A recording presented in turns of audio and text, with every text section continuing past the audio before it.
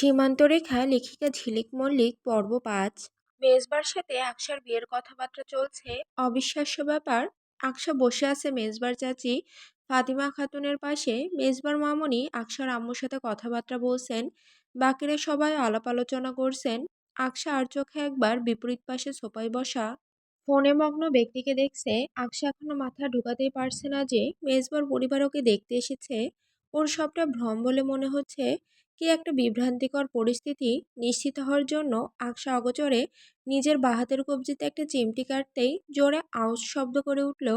না, তার মানে ব্যাপারটা সত্যি ঘটছে। এতক্ষণের আলোচনায় মেজবার আব্বু আকশার মামাকে বললেন, ভাই, আমাদের ছেলে তো সপ্তাহ দুয়েক বাদে ক্যান্টনমেন্টে চলে যাবে, তাই আমরা চাচ্ছিলাম আপনাদের মেয়েটাকে আমাদের ঘরের বউ করে দু একদিনের মধ্যেই নিয়ে যেতে। অ্যারেঞ্জমেন্ট তাড়াহুড়োই কেমন হবে আন্দাজ করতে পারছি না, তবে আকশামাকে নিলে আমরা একেবারেই উঠিয়ে নিয়ে যাব। আকশা একের পর এক চমক পাচ্ছে। প্রথমে মেজবার সাথে বিয়ের কথাবার্তা, এখন আবার একেবারে উঠিয়ে নিয়ে যাওয়া। আকশার মাকে ইতস্তত দেখে তার পাশ থেকে ঈশা বেগম তার কাঁধে হাত রেখে ভরসা দিয়ে বললেন, বুঝতে পারছি আপা, সিদ্ধান্ত নেওয়াটা আপনার জন্য একটু কঠিন। অবশ্য হওয়াটাই স্বাভাবিক, একমাত্র মেয়ে তো। তবে আপনি কোনো চিন্তা করবেন না, আকশার বিয়ের পর এই বাড়িতে যাতায়াত থাকবে সব সময়। মেজবা ক্যান্টনমেন্টে চলে যাওয়ার পর আকশা এখানে আপনার কাছে এসেই থাকলো না হয়। আপনার একা থাকতে হবে না, মেয়েটাকে আমাদের দিয়ে দেন আপা। কথা দিচ্ছি ওকে কখনো সামান্য মন খারাপ করেও থাকতে দেব না। খুব ভালো থাকবে ও। আমি যতদিন বেঁচে আছি ততদিন ওকে কোনো কষ্ট ক্লেশ করতে হবে না। এরপর সংসার ওর হাতে দিয়ে যাব। আয়েশা বেগম বললেন, আপনারা বসে সবাই গল্প করুন আপা, আমি মেয়েকে নিয়ে ওর সাথে একটু কথা বলে আসি। আকশাকে ইশারায় ডেকে ভেতর ঘরে নিয়ে গেলেন আয়েশা বেগম। ঘরের দরজা ভেজিয়ে দিয়ে নিচু স্বরে ওকে বললেন, বুঝতেই তো পারছো মা, সবকিছু কত তাড়াহুড়োই হচ্ছে। যদি সময় থাকতো তাহলে আমি তোমাকে সিদ্ধান্ত নেওয়ার জন্য ভাবার সময় দিতে পারতাম, কিন্তু এখন হাতে সময় একদমই কম। বিয়ের তো পাকা কথা আজই হতো। এই বিয়েতে তোমার আব্বুর এবং আমার সম্মতি শুরু থেকে আছে, তবে জানতাম না এতটা তাড়াহুড়োয় বিয়ে হতে পারে। ভেবেছিলাম এক দুদিন সময় পাবো হাতে, কিন্তু তারা আজ একেবারে মেজবাকে নিয়ে এসেছে আংটি পরিয়ে দিয়ে যাবে বলে। তোমার আব্বুর সাথে তো নিশ্চয়ই তোমার কথা হয়েছে। দেখো, মেজবার মতো ভালো ছেলে কিন্তু আর হাজার খুঁজলেও সহজে পাওয়া যাবে না। কপাল করে অমন ভদ্র শান্তশিষ্ট ছেলেকে স্বামী করে পাওয়া যায়। এখন তোমার কি মতামত বলো? আকশা এখনো অনুভব করতে পারছে না ওর সাথে কী সব হচ্ছে। মেজবা কেন রাজি হলো এই বিয়েতে? মেজবার তো রাজি হওয়ার কথা নয়, অথচ তাকে দেখে একটুও বোধ হলো না যে সেই বিয়েতে অমত করেছে। এমনকি রাজিও যে আছে সেটাও ঠিক বোঝা যাচ্ছে না, বোঝার কায়দা নেই। মেজবার সাথে কথা বললে অন্তত বুঝতে পারতো, কিন্তু সেটাও এই মুহূর্তে সম্ভব নয়। যত দ্রুত সম্ভব সিদ্ধান্ত জানাতে হবে। আকশা পড়েছে দোটানায়। তখনই ও চোখ বুজে ওর আব্বুর বলা কথাগুলো স্মরণ করলো। আকশার আব্বু তার জন্য কোনো খারাপ ছেলে পছন্দ করবেন না, এতটুকু বিশ্বাস আকশার আছে। আর মেজবা তো এই যুগের হিসেবে শতভাগ ভালো ছেলে। আজ অবধি কেউ ওর নামে একটা দুর্নাম অবধি করতে পারেনি। মেজবার কোনো খারাপ অভ্যাসও আগে পরে কোনো দিন আকশার চোখে পড়েনি। পুরনো ঘটনার কেই বা মনে রাখে, মেজবাও নিশ্চয় মনে রাখেনি। আকশার মনেও যে মেজবার জন্য কিঞ্চিত অনুভূতি আছে, এ কথা মনকে জিজ্ঞাসা করে অস্বীকার করতে পারল না ও। শেষমেশ নানান দোনামোনা করে অবশেষে আকশা ওর মাকে বলল, জি আম্মু, আমি এই বিয়েতে রাজি আছি। এক নিঃশ্বাসে চোখ বুজে কথাটা বলে ফেলল আকশা। আয়েশা বেগম তা শুনে শোকর আলহামদুলিল্লাহ বলে বাইরে ছুটলেন। মেজবার জন্য জরুরি তলবে স্বর্ণের দোকানে আংটি আনতে পাঠিয়েছিলেন ভাইকে, তাকে কল করে দ্রুত আসতে বললেন। আর কলিকে পুনরায় ঘরে পাঠিয়ে আকশাকে আরেকবার পরিপাটি করে দিতে বলে গেলেন। আকশার ছোট মামা খুব তাড়াহুড়ো করে ফিরেছেন।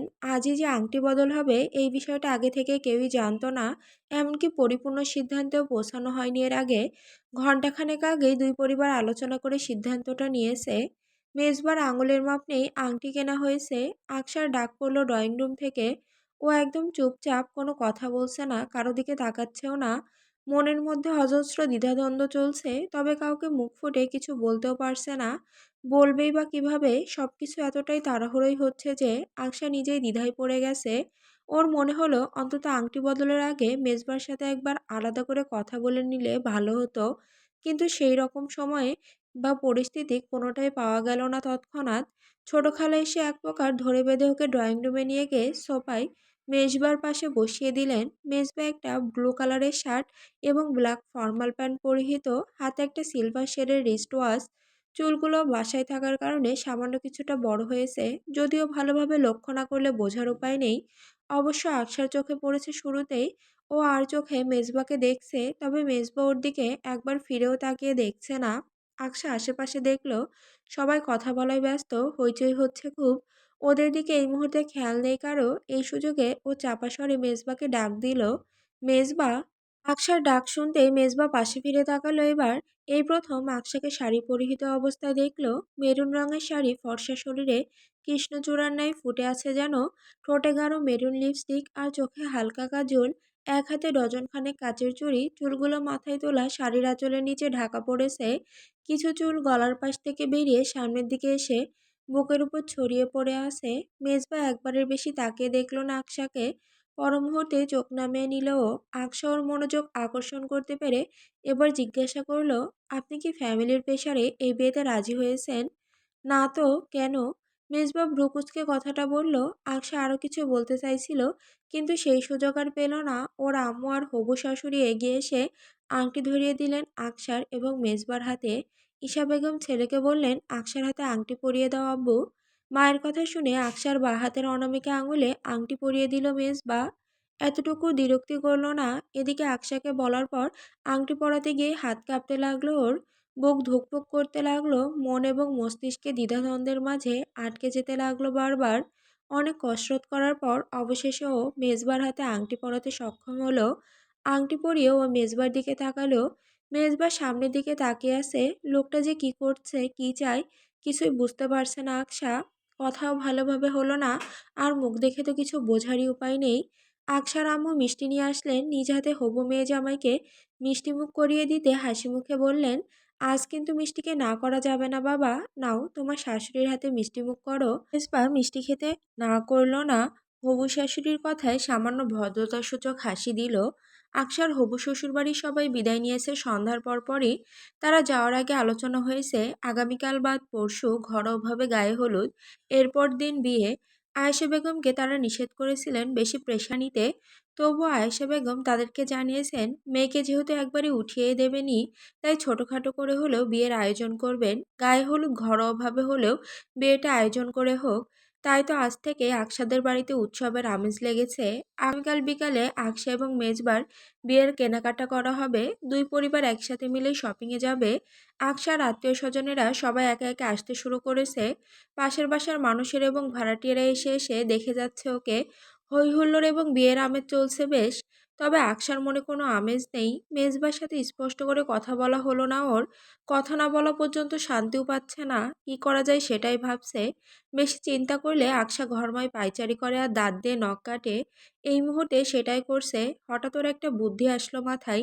সঙ্গে সঙ্গে ঘর থেকে বেরিয়ে বড় ভাইয়ের ঘরে গেল। ইফান বসে ল্যাপটপে মুভি দেখছিল। আকসা ভেতরে ঢুকে চটপটে গলায় ভাইকে বলল, ভাইয়া, তোমার মেজর বন্ধুর নাম্বারটা দাও তো। হঠাৎ এসে আকসার বলা এহেন কথা শুনে ইফান ভ্রুকুচকে জিজ্ঞাসা করলো, নাম্বার দিয়ে কি করবি? কথা বলবো। আকসার সোজাসাপটা জবাব শুনে ইফান আর কিছু বলল না। আকসাকে নাম্বারটা বলতেই ও ফোনে ডায়াল করে নিয়ে নিজ ঘরে চলে গেল। মেজবা তখন বাইরে শাহাবুদ্দিন চাচার টঙের দোকানে বসে বন্ধুদের নিয়ে। ক্যাডেট কলেজের সব বন্ধুরা ডিফেন্সে জয়েন করেনি। এদের মধ্যে অনেকে ব্যবসা করছে, না হয় অন্য চাকরি। রাজশাহী ফিরে বন্ধুদের সাথে বেশি সময় কাটায়। আজও সন্ধ্যায় বাসায় আসা মাত্রই এক বন্ধু কল দিয়ে পুরোনো আড্ডাস্থলে যেতে বলল। মেজবা সঙ্গে সঙ্গে এখানে চলে এসেছে। বন্ধুদের সাথেই নানান কথাবার্তা আর হাসি ঠাট্টা চলছিল। মেজবার বিয়ের কথা শুনেছে ওরা, ওদেরকে ইনভাইট করা হয়েছে। মেজবা বিয়ে করছে বলে ওরা ওকে খ্যাপাচ্ছিল। বন্ধু মহলে এখনো পর্যন্ত একমাত্র মেজবা আর ইফানি সিঙ্গেল। এবার তো মেজবারও বিয়ে হয়ে যাচ্ছে। রাকিব ওকে বলল, দোস্ত, তুই তো গেলি রে, দিল্লির লাড্ডু খেলেই বুঝতে পারবি জীবনটা কতটা বেদনাময়। আমরা খেয়ে এখন পস্তাচ্ছি। আসরের মাঝে হাসির রোল পড়ল। মেজবা বন্ধু মহলে বরাবরই একটু চুপচাপ এবং ভদ্র স্বভাবের। ও এই বিষয়ে তেমন কোনো কথা বলল না। হঠাৎ মেজবার ফোনের রিংটোন বেজে উঠতেই ও ফোন বের করে দেখলো আননোন নাম্বার থেকে কল এসেছে। এখানে হই হল্লা হচ্ছিল বলে ও উঠে কিছুটা দূরে নির্জন জায়গায় গিয়ে কল রিসিভ করে জিজ্ঞাসা করলো, কে? আসসালামু আলাইকুম, আমি আকসা বলছিলাম। ওয়ালাইকুম আসসালাম। জি বলো। আপনার সঙ্গে কিছু কথা ছিল, বলে ফেলো। দেখা করা যাবে আপনার সাথে? সামনাসামনি বললে বেশি ভালো হতো। আপনি কি দেখা করতে পারবেন আগামীকাল? Yeah sure. কোথায় দেখা করবে সেটা আকশা বলে দিল। মেজবা ওকে বলে কল কেটে দিল। মেজবার কণ্ঠস্বর তো স্বাভাবিকই মনে হলো আকশার কাছে। তাহলে কি মেজবা স্বেচ্ছায় এই বিয়েতে রাজি হয়েছে?